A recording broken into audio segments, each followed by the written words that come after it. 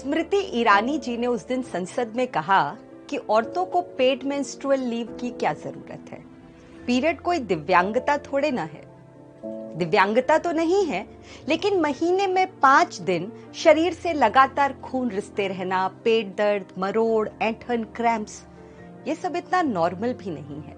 पता है, आज से 10 साल पहले पीरियड कितना बड़ा टैबू था। मुझे जब भी क्रैम्प्स के कारण छुट्टी चाहिए होती तो मैं अपने बॉस से कहती कि मुझे बुखार है, मेरे सिर में दर्द है, मेरे घर का नल टूट गया है, मेरी गाड़ी खराब हो गई है, मेरे घर में कोई मर गया है। पीरियड्स उन दिनों ऐसी खुफिया एक्टिविटी हुआ करती थी जिसकी भनक भागते भूत को भी ना हो। दफ्तर में कभी सैनिटरी पैड की जरूरत पड़ जाए तो महिलाएं एक दूसरे के कान में फुसफुसा कर सैनिटरी पैड ऐसे मांगती, ऐसे छिपा कर देती जैसे पकड़े जाने पे जेल हो जाएगी। लेकिन अब नहीं, अब तो भरी मीटिंग में बोल देती हूँ, मेरे पीरियड्स चल रहे हैं, मैं घर जा रही हूँ, मुझे क्रैम्प्स हो रहे हैं, आज मैं वर्क फ्रॉम होम करूंगी। मर्दों ने औरतों के मूड स्विंग का कितना मजाक बनाया है।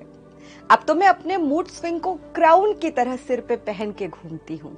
हाँ, होता है मूड स्विंग तो ओ भाई साहब, आपके शरीर में कभी एजेस्ट्रॉन कभी प्रोजेस्ट्रॉन हार्मोन की रोलर कोस्टर राइड चलेगी तो आपको भी होगा मूड स्विंग। लेकिन आपकी बायोलॉजिकल डिजाइन तो बिजली के खंबे की तरह स्ट्रेट है। आपके शरीर में एक ही हार्मोन है, टेस्टोस्टेरोन, और वो एक सीधी गति से पूरे महीने पूरे साल चलता रहता है।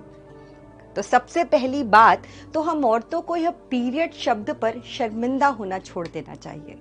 बचपन से पीरियड को लेकर ये जो शर्म और डर मन में भर दिया गया है ना, जैसे मेरी माँ बोलती थी, पीरियड के दाग छुपाओ, सैनिटरी पैड का पैकेट छुपाओ, ब्रा की स्ट्रिप छुपाओ, अपना दुख छुपाओ, दर्द छुपाओ, आंसू छुपाओ, सब कुछ छुपा कर रखो। क्यों भला?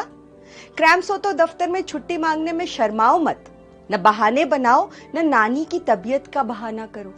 सीधे बोलो, पीरियड है, पेट में दर्द हो रहा है, छुट्टी चाहिए, वर्क फ्रॉम होम चाहिए।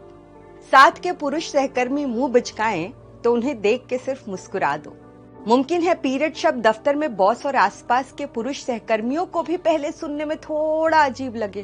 वो सुनकर बगले झांकने लगे तो झांकने दो, पीरियड हुआ है, कोई चोरी नहीं की है। दूसरी सबसे बड़ी बात कि अपने शरीर के रिप्रोडक्टिव ऑर्गन को, उसके हार्मोनल डिजाइन को समझो। एक अमेरिकन गायनी है डॉक्टर मैंडी पेल्स, उनकी किताब फास्ट लाइक अ गर्ल से मैं कुछ टिप्स दे रही हूँ जो मेरे बहुत काम आए। हमारे पीरियड के पहले दिन से लेके 20वें दिन तक एजेस्ट्रॉन हार्मोन का लेवल हाई होता है। ये हार्मोन हम महिलाओं का दोस्त है। ये हमें काम करने की ज्यादा ऊर्जा, ताकत और पॉजिटिविटी देता है।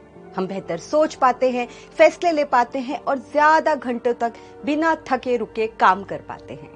तो हम औरतों को महीने के इन 20 दिनों का सबसे प्रोडक्टिव इस्तेमाल करना चाहिए। ज्यादा मीटिंग, जूम कॉल्स, राइटिंग या जो कुछ भी आपके जॉब और घरेलू वर्क प्रोफाइल का हिस्सा हो।